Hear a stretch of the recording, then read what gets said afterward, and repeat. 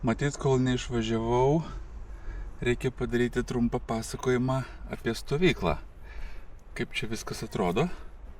Na štai yra motociklas daugmaž paruoštas jau, grandinė sutepta kelioniai. Na, o čia stovi visa dar mano beveik pusiau supakuota stovykla. Na tai akivaizdu palapinė, tai yra dvivietė palapinė. Kodėl dvivietė, nes viena vieta miegotų, kita vieta daiktams susidėti, biškį vietos paprasčiau. Tada yra kėdutės staliukas ir štai yra virtuvėlė. Tai yra jetboilas, užsivirt vandenį ir kažką galima jame išsivirti. Ir ten dar yra keptuvė su įrankiais. Tada jau yra supakuoti miegmaišis, pripučiamas čiužinukas ir stirofominė pagalvė. Tai pagrindinė didžioji juoda tašė tai yra rūbai. Rūbai paruošti yra tiek šiltam, tiek šaltam orui, kadangi žinau, kad gausiu visko. Na, kita ta žalsva tašė mažoji tai yra visokiom ekstrom.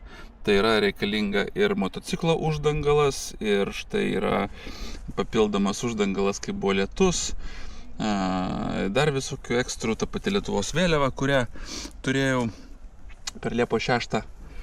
Na ir daug visokių smulkmenyčių, tokių kaip pavyzdžiui laidas, kadangi kempinguose yra specialūs pajungimai laidų, tai reikėjo prailgintuvo ir specialaus adapterio.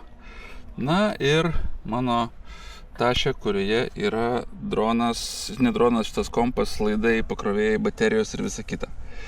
Tai daugmaž tiek, dabar reikia man pabaigti viską susipakuoti. Tai visokie palapinės ir palapinės įranga eina į vieną motociklo tašę į šoną.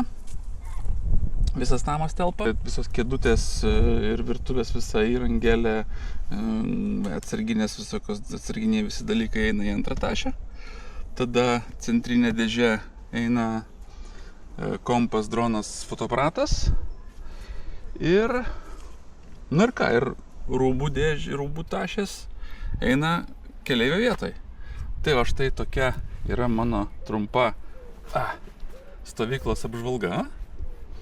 Ir aš tuo tarpu einu visą tai jau baigsiu susidėti, susipakuoti ir jau šausiu link Lietuvos.